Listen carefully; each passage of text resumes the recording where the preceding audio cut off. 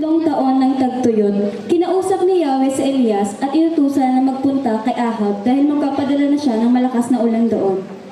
Panahon iyon ang taggutom sa Samaria. Kaya si Ahab ay pinatawag si Obadias na may takot sa Diyos at nagligtas sa 100 ng propeta na ipinapatay ni Jezebel. Naghiwalay sila upang galugarin ang buong lupain upang makahanap ng makakain para sa kanilang mga alagang hayop. Habang naglalakbay, nagkasalubong si Elias at si Obadias.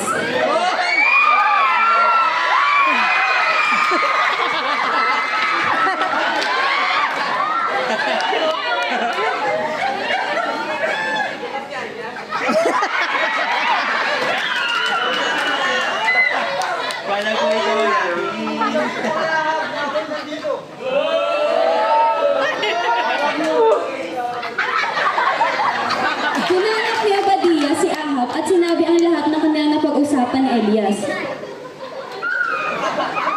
Nang makita ni Ahab si Elias, sinabi nito, Kala mo, nadarag eh. Hindi ako yun. Ipunin mo ang iyong 450 ng propeta ni Baal. Tesla, tumakas ka sa bundok.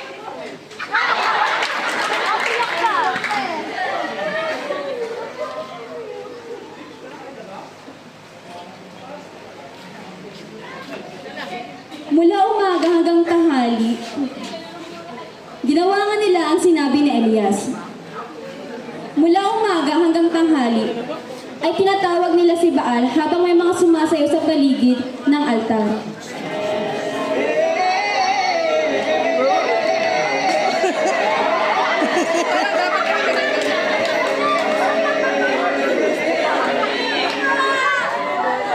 Nang katanghalian na, ay inasal sila ni Elias.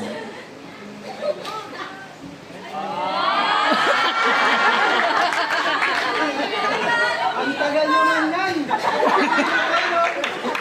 Diba, nasa paliguran pa yata ang Diyos nyo. Kanina pa di pa narinig. Lalo nilang nilakasan ang kanilang sigaw at hiniwaan pa ang kanilang mga sarili hanggang sila'y duguan. Hanggang sa maghapon na at wala pa din nangyayari.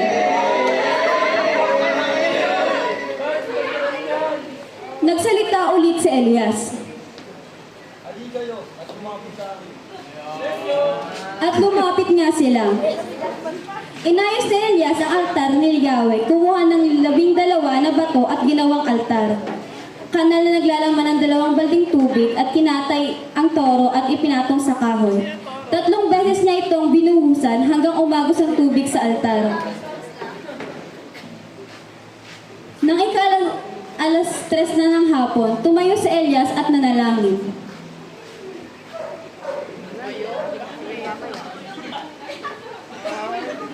Ay, kala ko babagsak yun.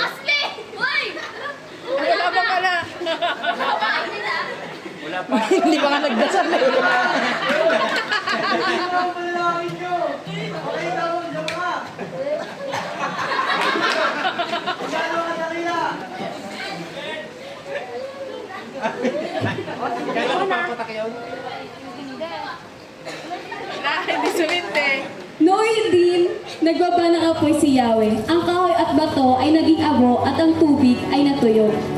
Nang makita ito ng mga tao, sila'y nagpatira pa at sumamba kay Yahweh. Graduation yun ah.